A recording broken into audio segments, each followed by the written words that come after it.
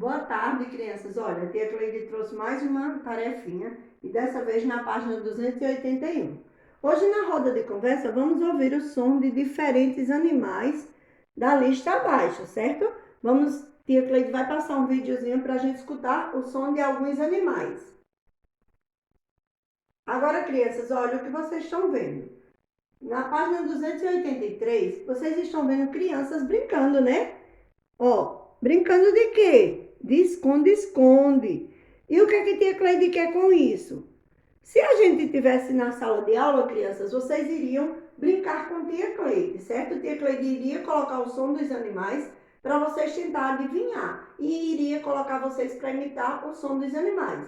Mas como vocês estão em casa e devem permanecer em casa por um bom tempo, então vocês vão pedir a ajuda do papai e da mamãe para brincar com vocês, certo, crianças? É brincando que se aprende. Então, o que a tia Cleide quer de vocês? Que vocês imitem o som de alguns animais e peçam para a mamãe identificar o som de qual animal vocês estão imitando, depois de escutar o videozinho que a tia Cleide vai passar.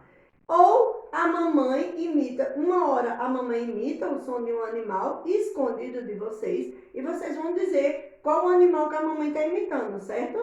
E tentem adivinhar. Tia Cleide sabe que vocês são muito espertos e vocês são nota 10. Lembra o que tia Cleide disse?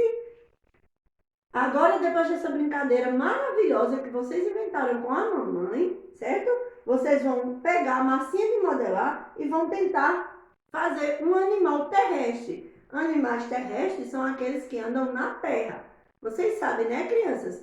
Animais como o gato, o pato, o macaco. O macaco, ele pula nas árvores, mas ele também anda na terra, certo? São animais que não vivem nas águas. São animais que vivem na terra.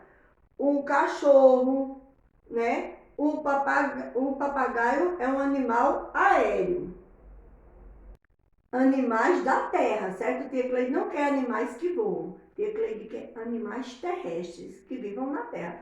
Temos os animais aquáticos, que vivem dentro d'água, os animais aéreos, que vivem voando, como o papagaio, como o pássaro, mas tia Cleide quer animais terrestres. Nessa tarefinha, tia Cleide quer que vocês façam ou um cachorrinho, ou um gatinho, ou um lobo, ou uma cobra. A cobra é um animal terrestre que ela vive na terra, né, crianças?